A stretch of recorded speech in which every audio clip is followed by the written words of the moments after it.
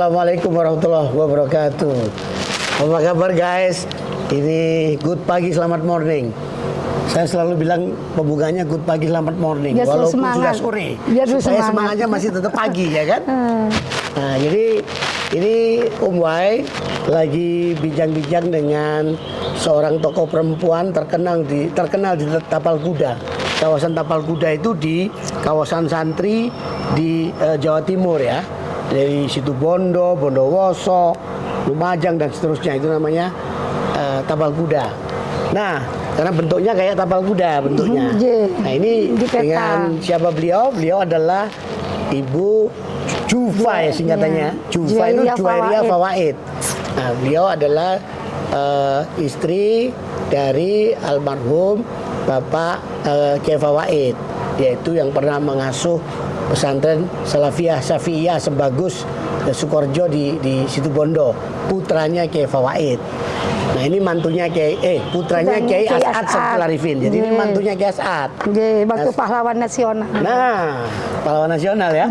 Nah, beliau ini kegiatannya walaupun katakanlah ya muslimat ya sebenarnya ya. Ya, saya muslimat. Perempuan, tapi aktifnya luar biasa. Sebentar di sono, tiba-tiba kemari ketemu Om Wai ini di acara Mujadalah Kiai Kampung. Nah, Bu Nyai. Iya, saya Pak. Ini saya dengar juga Ibu punya kegiatan aktif di GMB ya? Ya. Gerakan apa? Gerakan Nahdiyat Bersatu. GNB, Gerakan Nahdiyat Bersatu. Itu apa itu gerakan itu?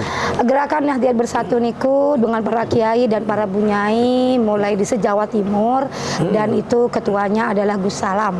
Denanyar di Jombang. Oh, Denanyar Jombang ya? Iya. Denanyar Jombang. Nah, alhamdulillah kami kebetulan menggarap bunyai Tapal Kuda dan Semadura. Dari Banyuwangi, dari Situbondo, Bondowoso, Jember, Banyuwangi, Lumajang, dan Probolinggo, serta Semadura 4 kabupaten. Waduh. Ini dibentuk organisasi ini Gerakan Nahdiyat Bersatu. Untuk apa? Untuk kekuatan, untuk politik hari ini. Begitu ya? Dulu kan kita waktu Pak Jokowi masih Bunyai Bersatu. Oh ya, dulu Bunyai Bersatu. Sama dengan Pak Wahyu. Ya, dengan Om Wai dulu. Nah, ini udah diarahkan kemana nih? Sudah diarahkan pasti ke nomor 1 namanya pasangan Amin. Oh gitu. Pasangan Amin Pak Anies Baswedan dan Muhaimin Iskandar. Ya, kenapa kok ini nomor 1? Pertama, beliau luar biasa dilihat dari terah beliau dan dari juga bagaimana karir beliau sama-sama berangkat dari posisi awal yang sangat paham tentang masyarakat. Kami orang pesantren, kami ingin bagaimana pendidikan adalah inti dari seluruh kehidupan masyarakat. Baik dari apapun pasti adalah pendidikan. Maka Pak Anies itu adalah beliau pernah mantan rektor di Paramadina. Terus bapaknya juga beliau adalah dosen UI dan kakeknya adalah pahlawan di Indonesia. Begitu juga Gus Muhaimin, panutan NU.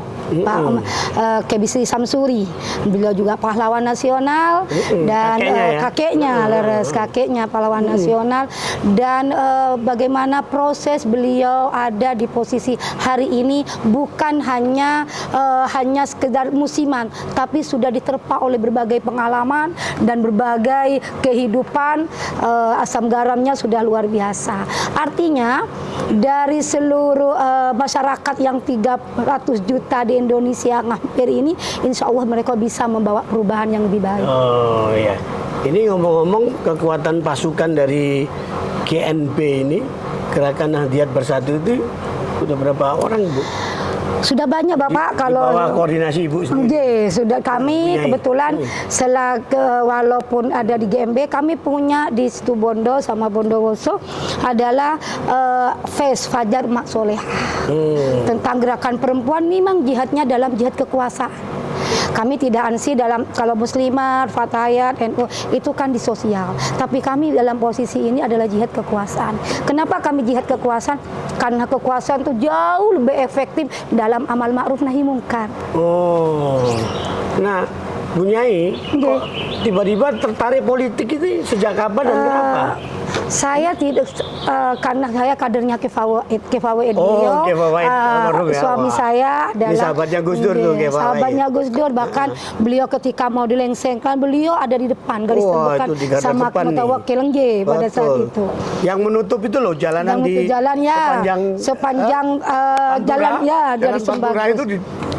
ditutup pakai pohon yang dirobohkan. Nah, yang jalanan. ditebang, Ah, ye. itu di pohon yang ditebang ya. Leres. Itu Kefawaid dan kawan-kawan, ya kan? Karena tidak didengarkan suaranya ketika beliau mau minta bupati diberhentikan karena sudah sudah terbukti bahwa beliau korupsi. Akhirnya terus sampai beliau ke Jakarta bersama saya untuk mengadukan langsung, ternyata masih posisi hanya lambat sekali. Akhirnya beliau untuk didengarkan sehingga beliau datang, santri juga ikut, masyarakat juga ikut selama hampir 24 jam. Iya. Jadi kenapa kok berpolitik? Karena politik itu bagi kami adalah suatu jihad, panggilan jihad kami. Ketika politik ini kami harus mencarikan pemimpin yang terbaik di Indonesia yang bisa kami lakukan, maka kami berseru kepada masyarakat. Kebetulan kami adalah istri Kefawaid, beliau adalah pengasuh ketiga, dan hari ini mantu kami mengaji pengasuh keempat. Kami memiliki alumni se-Nusantara. Lah, ketika kita tidak melakukan pengarahan atau memberitahukan siapa yang terbaik di antara pemimpin-pemimpin yang ada, kami khawatir keliru nanti akan menentukan pilihan. Jadi berapa jumlah masanya yang bisa Anda pengaruhi ini? Nyai?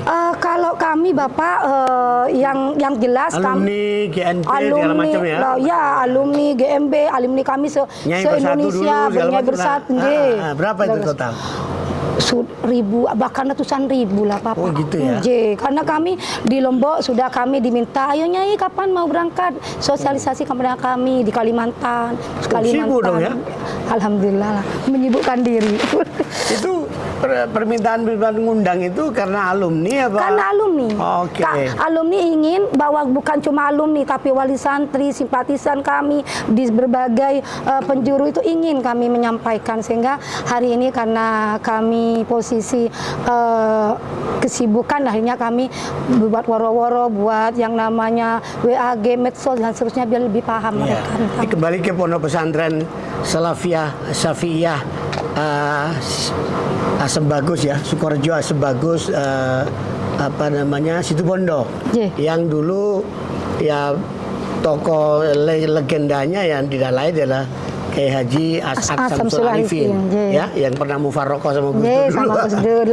Tapi putranya yaitu Kefawaid bersahabat sama Gus Dur, ya kan, sampai kapanpun ya Kefawaid. Dan ini sekarang diteruskan Ibu Nyai. Nah sekarang pondok ini sekarang yang mengasuh atau memimpin siapa? Kebetulan mantu saya Al-Mukarram Kiai Azaim, Ahmad Azaim. Ahmad Azaim, mantunya? Mantu, ponakannya almarhum Kefawaid juga. Oh, kebetulan juga mantu ini ponakannya Kefawaid. Jadi masih darah biru juga ya? Masih keluarga. Nah, tapi juga Ibu kan aktif juga punya di rektorat ya? Ya. Di yayasan juga aktif ya? Jadi apa aja tuh?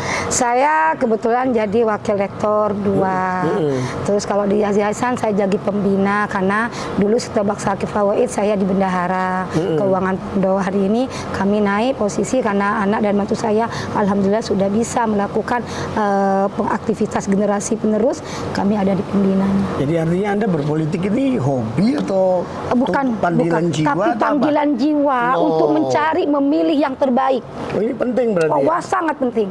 Karena kata Imam Ghazali bahwa antara agama dan kekuasaan itu seperti dua sisi mata uang.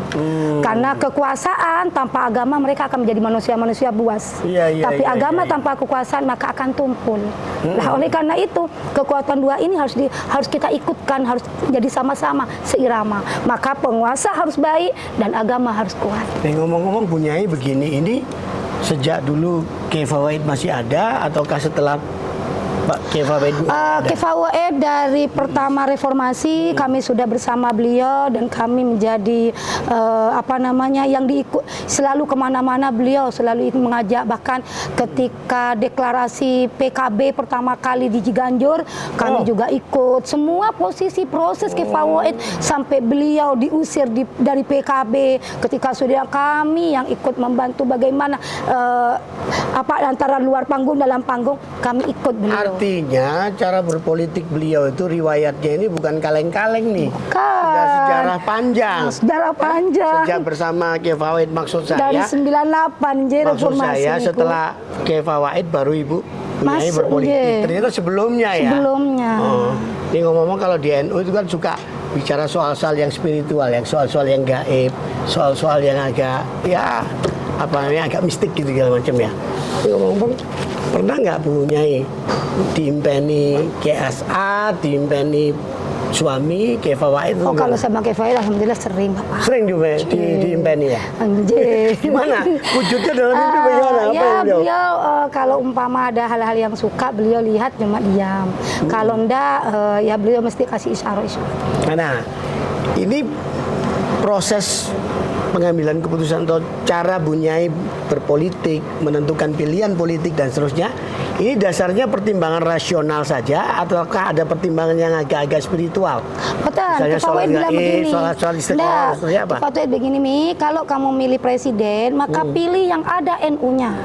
Yang terbaik, Mi. Lalu itu kalau yang terbaik yang ada NU-nya. Lah sehingga waktu ketika Pak Jokowi, karena siapa? Waktu itu Pak Jokowi ada beberapa nggih, termasuk Pak Prabowo. Lo mana yang ada NU-nya? Oh, Pak Jokowi dengan Yusuf Kalla. Kami bantu Pak Yusuf Kalla, oke. bukan karena Pak Jokowinya, tapi karena Yusuf Kalla, karena NU-nya. Begitu, Bapak. Terus yang kedua, Pak Jokowi dengan Ki Ma'ruf Amin. Kami bantu Ki Ma'ruf Amin. Oh, Apakah iya. beliau kenal? Beliau nggak kenal kami. Yang penting ada NU-nya. Ketika Pak Jokowi niku posisi tahun waktu periode pertama itu dari P3, kami kan orang P3. P3 tidak milih beliau, milihnya Pak Prabowo. Sampai ada yang dikatakan sama teman-teman dari pengurus itu, Pak Jokowi itu loh, Mas, nggak pantas. Beliau tuh jadi camat, gayanya aja nggak pantas, apalagi mau jadi presiden. Tapi kami karena NU, kami belusukan. Kami datang kepada kiai-kiai, kami gugah, ini loh NU, hari ini NU pengen menjadi wakil presiden, walaupun jadi wakil. Gitu. Yusuf Kalla sampai ketemulah dengan paksa kami. Adanya terus sampai sekarang masih ada sering kontak beliau dengan kami. Siapa yang sering? Paksa. Oh, Pak Aksa Mahmud. Paksa, Oh, iya. Nah, ini apa namanya NU dan politik itu memang kayaknya tidak bisa dipisahkan ya. Ya sebenarnya kalau minta hito Pak, kalau secara lembaga harus dipisahkan. Kalau secara lembaga. Tapi kalau perorangan, karena mereka adalah warga negara yang mempunyai hak untuk memilih dan mengatur negara ini, dia juga punya hak untuk melakukan itu. Nah ini maaf nih Nyai, saya mau tanya konfirmasi nih yang tersinggung ya.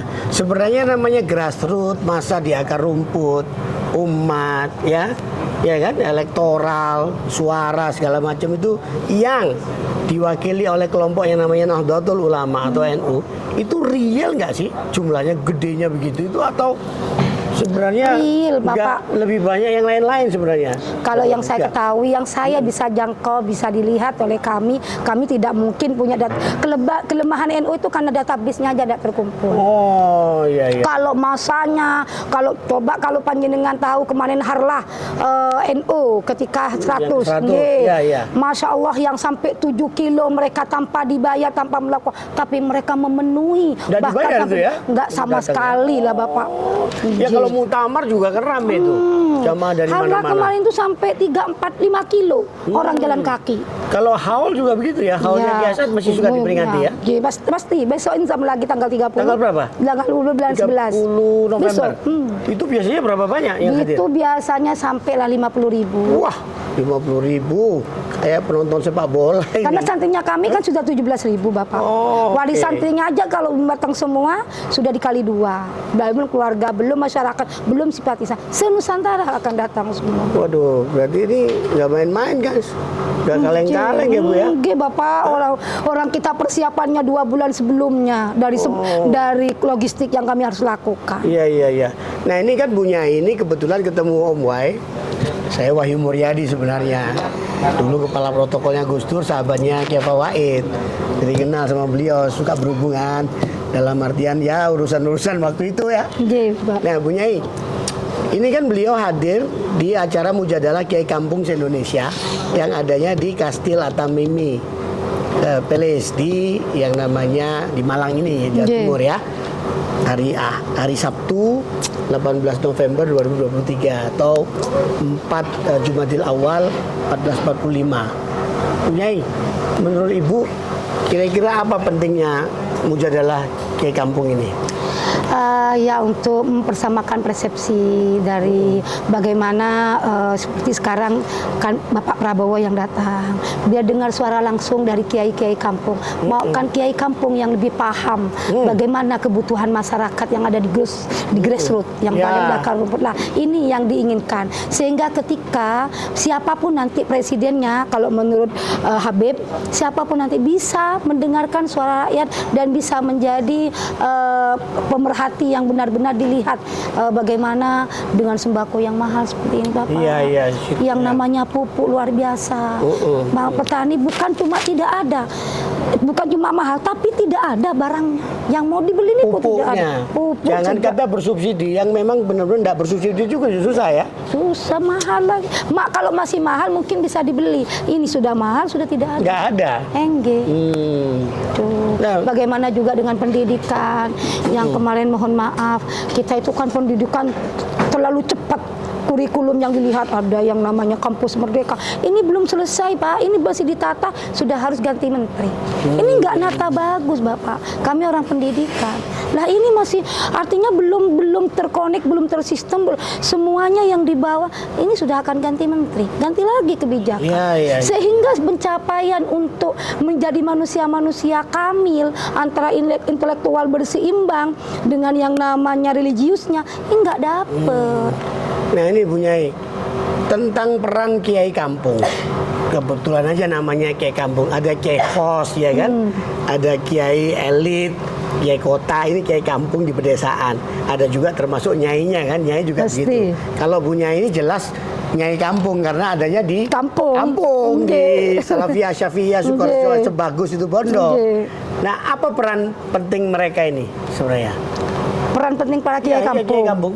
Justru ini penanaman modal awal dari masyarakat. Kiai kampung itu adalah panutan masyarakat, Bapak.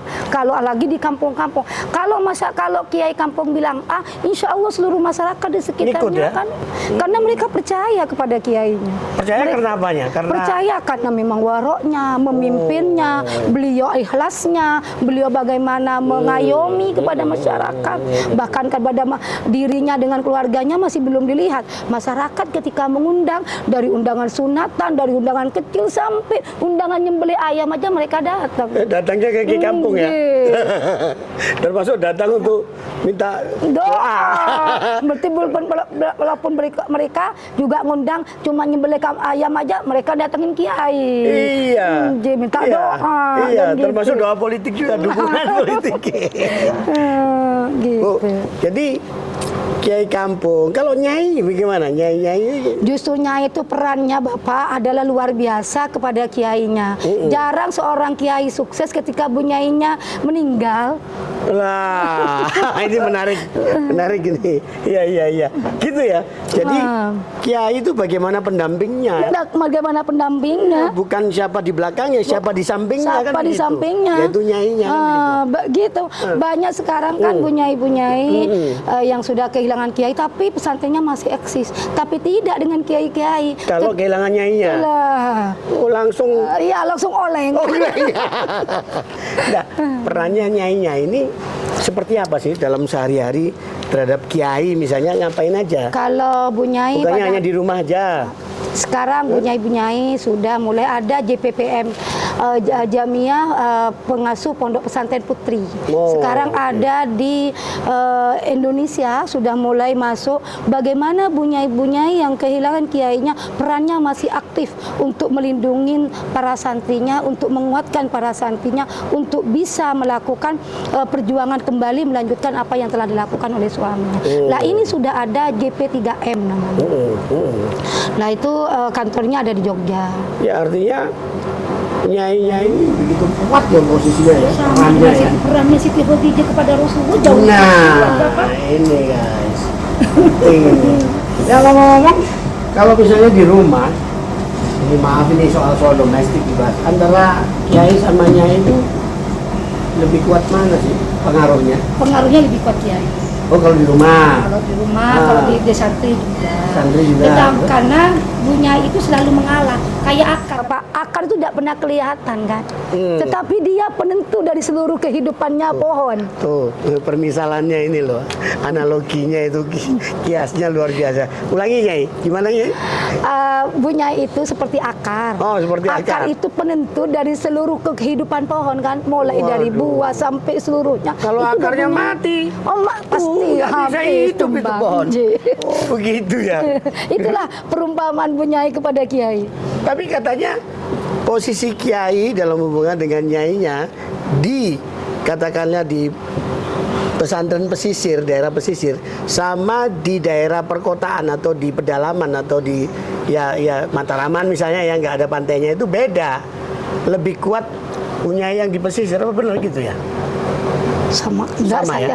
yang saya amati menurut saya sama aja Bapak. Oh, Tinggal bagaimana kecerdasan kiainya dan penghormatan takdimnya kepada seorang suami, kepada seorang istri, dan bagaimana Bunyai juga punya potensi dan punya kemampuan di dalam hal-hal mulai dari intelektualnya, kemampuan di dalam kealimannya, kewaraannya, tergantung jadi pada kiai-kiai itu takut istri nggak istilahnya? Kan gitu aja ngomongnya. Kiai-kiai takut istri enggak juga, Enggak Pak. juga Cuma ya? menghargai dan menghormati istri. Oh. Tidak kena takut, tapi menghargai dan menghormati istrinya. Iya. Ini penting didengar guys. Termasuk istri Om Wah juga. Ini. Bukan Waduh. takut, tapi menghormati. Tapi menghormati. Nah, Bunyai udah udah tahu nggak ada resolusi Kiai Kampung ini? Ya, resolusi Kiai Kampung tadi dibacakan oleh Pak. Nah, saya terlambat tadi. Terlambat tadi ya. Iya. Itu ya mengatakan ada 3 hal di aspek pertanian, pendidikan, kesehatan itu masih jadi problem serius di khususnya di pedesaan ini, ya kan? Bunyai sepakat memang ada. Sangat memang lagi setuju matur problem ya. tadi kan. Yang Dari- paling dibutuhkan atau paling jadi problem serius dibutuhkan itu apa? karena kalau di rumah itu adalah adalah pertanian dengan nelayan Bapak. Nah, nelayan sampai tidak ada pernah cerita nelayan itu kaya. Iya itu. Tidak ada pernah Betul. cerita petani itu kaya. Yang kaya itu adalah pengepulnya, tukang kulaknya lah ini. Tengkulaknya ya. Itu yang kaya. Tapi tidak pernah ada cerita seorang nelayan itu kaya.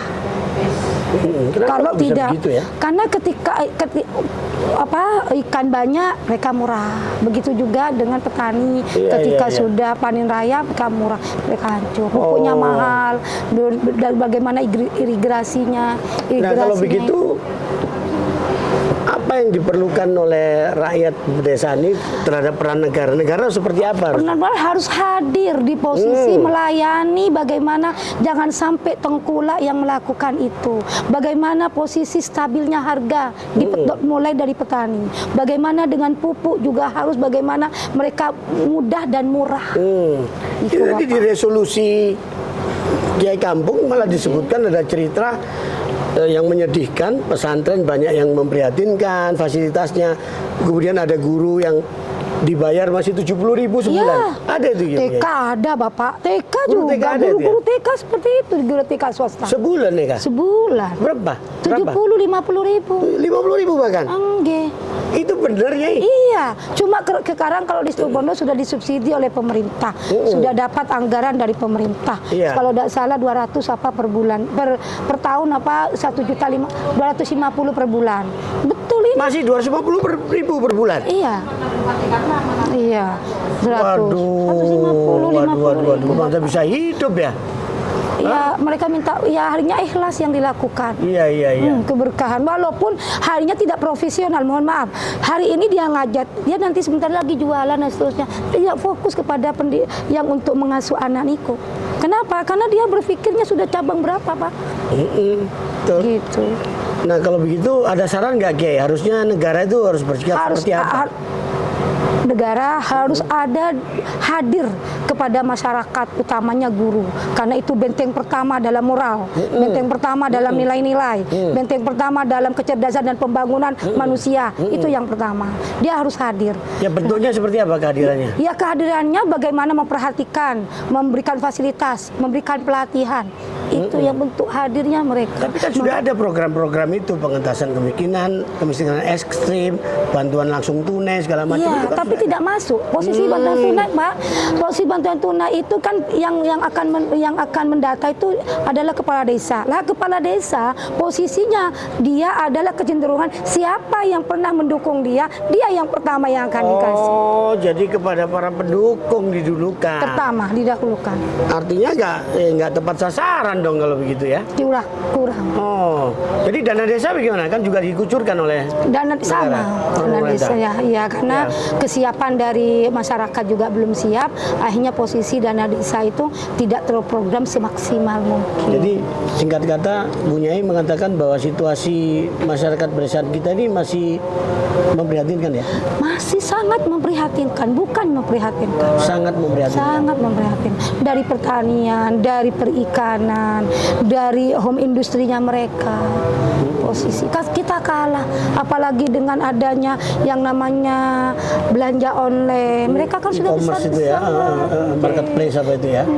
Iya. Apalagi Indomaret Bapak yang sudah ada di posisi desa yang paling desa ada di posisi. Udah masuk ke dalam gitu? Harusnya Sudah dilarang masuk. gitu ya? Harusnya jauh dilarang sejak dulu. Iya. Indonesia yang namanya Indomaret sama Alfamart itu selalu saudara kembar. Ya, Ada Indo, ada berhadapan-hadapan. berhadapan. Iya. Nah, kita itu loh, dan mereka itu masyarakat keuangannya ya tidak berputar di masyarakat tapi berputar di luar. Bu Nyai nggak tertarik untuk nyalek atau Saya kebetulan jadi memang di seorang Facebook, guru ya, tidak butuh apapun selain Ya. bagaimana menjaga moralnya masyarakat, menjaga moralnya santri, menjaga moralnya. nggak tertarik untuk jadi di nyalek, kemudian jadi di pilkada apa? Saya lebih tertarik memilihkan masyarakat, memberikan pendidikan politik, bagaimana mereka lebih cerdas untuk memilih, jangan hanya pragmatis. Itu melalui apa lembaganya? Ada yayasan atau Ada apa? yayasan Apa kami, ya? punya yayasan namanya Fajar Emak Solehah. Fajar Emak Solehah. Emak Soleha. Nah, Oke. termasuk itu anggota IPMAS, Ikatan Bu Nyai, untuk mencerahkan masyarakat. Oh, luar biasa. Luar biasa Bu Nyai. Saya sangat kagum, respect dan juga sangat appreciate apa yang dinyatakan Bu Nyai. Betapa memang banyak persoalan serius yang masih diderita oleh masyarakat pedesaan kita ya, masuk di kalangan petani, nelayan dan juga di pedesaan khususnya di pesantren juga ya. Mudah-mudahan ini cepat berlalu, ya kan? Terima kasih banyak Bu Nyai atas waktunya. Mudah-mudahan bermanfaat, hadirin hadirat. Wallahul muwaffiq ila aqwamit thoriq. Assalamualaikum warahmatullahi wabarakatuh. Waalaikumsalam warahmatullahi wabarakatuh.